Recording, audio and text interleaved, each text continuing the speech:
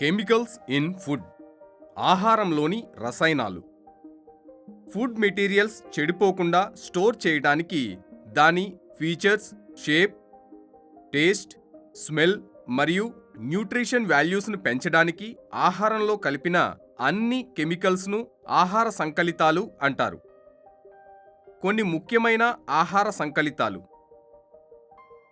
ఆహార రంగులు, సుగంధాలు, స్వీట్ టేస్ట్నిచ్చే పదార్థాలు, ఫ్యాటీ మెటీరియల్స్ను ఎమల్సిఫికేషన్ మరియు స్థిరపరిచే కారకాలు, ఆహారానికి స్మూత్నెస్ని కలిగించే పదార్థాలు, పరిరక్షక పదార్థాలు, protective materials, minerals, vitamins, amino acids వంటి న్యూట్రిషన్ ఫుడ్ విలువలను పెంచే పదార్థాలు.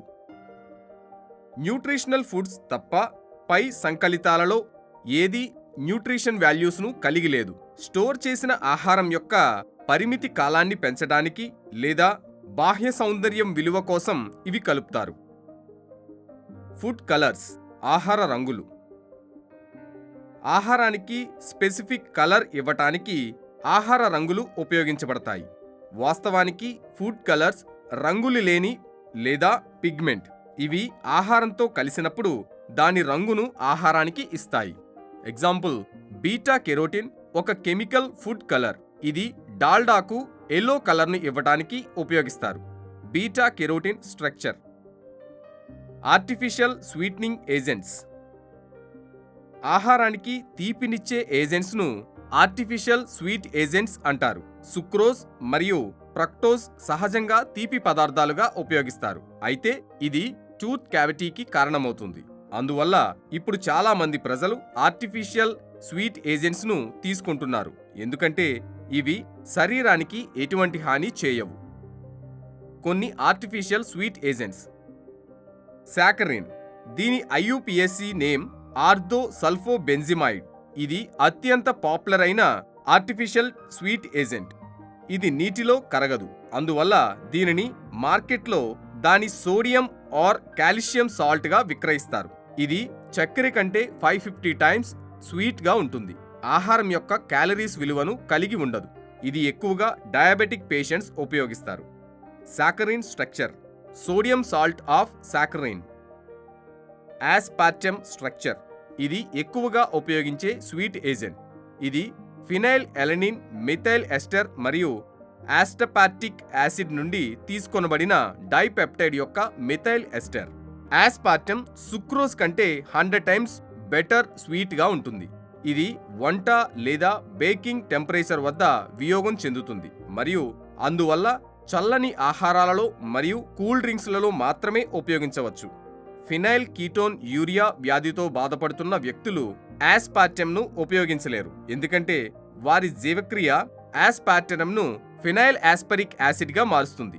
ఇది బ్రెయిన్ హ్యామరేజ్కి మరియు మెంటల్ డిప్రెషన్కి కారణమవుతున్నందున ఇది ఇన్ఫాంట్ బేబీస్కు చాలా హానికరం. Aspartic acid, phenyl alanine, methyl ester part. Alitame structure. Aspartame కంటే ఇది కాన్స్టెంట్గా ఉండే పదార్థం. ఇది సుక్రోజ్ కంటే 2000 టైమ్స్ బెటర్ స్వీట్గా ఉంటుంది. ఇది అత్యంత తీపిదనాన్ని అందించే ఆర్టిఫిషియల్ స్వీట్ ఏజెంట్ మరియు అందువల్ల దీని స్వీట్నెస్ని నియంత్రించడం చాలా కష్టం. Sucralose structure. ఇది సుక్రోజ్ ట్రైక్లోరో ప్రొడక్ట్. దీని రుచి, రూపం సుక్రోజ్ లాగా కనిపిస్తుంది. వంట కోసం ఉపయోగించే టెంపరేచర్ వద్ద స్థిరంగా ఉంటుంది.